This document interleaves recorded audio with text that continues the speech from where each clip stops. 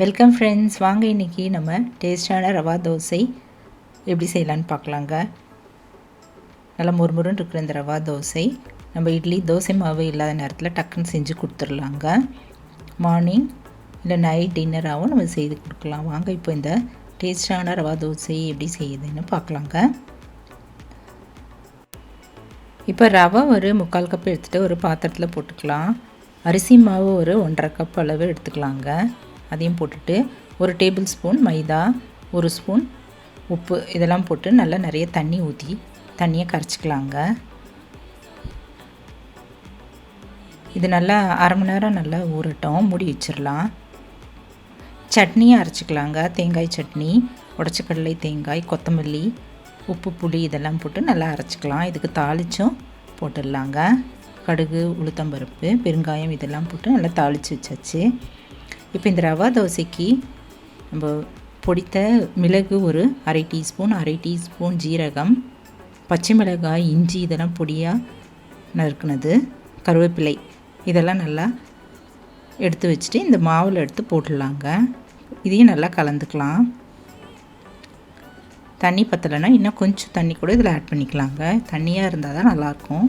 இதில் ஒரு 1/4 டீஸ்பூன் பெருங்காயத்தூளும் சேர்த்துக்கலாம்.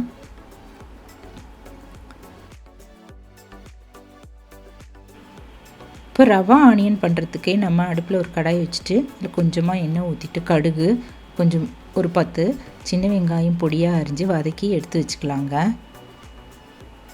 இப்போ தோசை தவா அடுப்பில் வச்சுட்டு தோசைக்கல் போட்டு நல்லா எல்லா இடமும் எண்ணெய் தடவிட்டு இந்த ஒரு 1/2 கரண்டி அளவு மெலிசாக அப்படியே ஊற்றிடலாங்க. வெளியே இருந்தால் அப்படியே சுற்றியும் நடுவில் அப்படியே ஊற்றிட்டு மேலே நம்ம வதக்கி வச்சுருக்கிற வெங்காயம் போட்டுக்கலாம். போட்டு சுற்றியில் எண்ணெய் ஊற்றிட்டு மூடிடலாங்க. இது ஒரு பக்கம் நல்லா வெந்ததும் நம்ம அடித்து எடுத்து வச்சிடலாம்.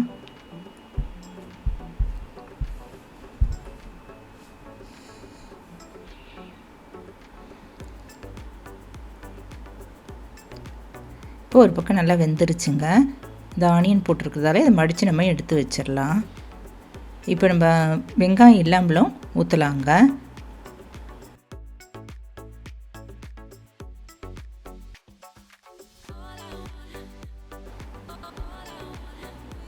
இது போல் சுற்றிலையும் ஊற்றிட்டு எண்ணெய் சுற்றியும் ஊற்றிடலாங்க.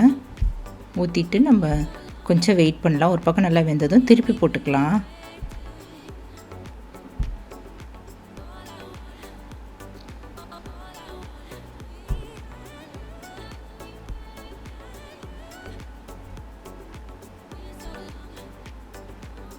இப்போ மேலே கொஞ்சமாக ஆயில் ஊற்றிட்டு 2 பக்கமும் நல்லா வெந்ததும் நம்ம தோசையை மடித்து எடுத்து வச்சிடலாங்க. இப்போ நல்லா அருமையான டேஸ்டான முறுமுறுப்பான ரவா தோசை தயாராகிடுச்சுங்க.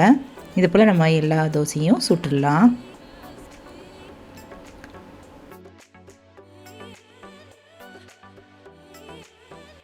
நல்லா தண்ணியாக கரைச்சிக்கலாங்க. அடியில் நல்லா தேங்கி இருக்கிறதால நம்ம நல்லா கலந்துட்டு ஒவ்வொரு தடவையும் நல்லா கலந்துட்டு தோசை அது போல் ஊற்றிக்கலாம்.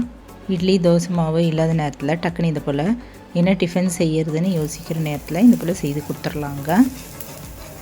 சைட் டிஷ்ஷாக இதுக்கு கார சட்னி, தேங்காய் சட்னி, சாம்பார் இருந்தாலும் ரொம்ப நல்லாயிருக்கும். இது போல் நம்ம எல்லா தோசையும் சுட்டுடலாம். அருமையான ரவா தோசை நீங்களும் இது போல் இந்த மெஷர்மெண்ட்டோடு ட்ரை பண்ணி பாருங்கள்.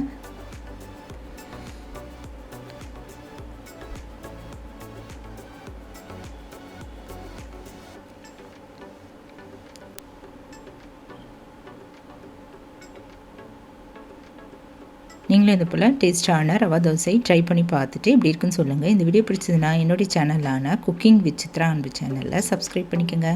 தேங்க்ஸ் ஃபார் வாட்சிங். நம்ம அடுத்த வீடியோவில் பார்க்கலாம். நன்றி, வணக்கம்.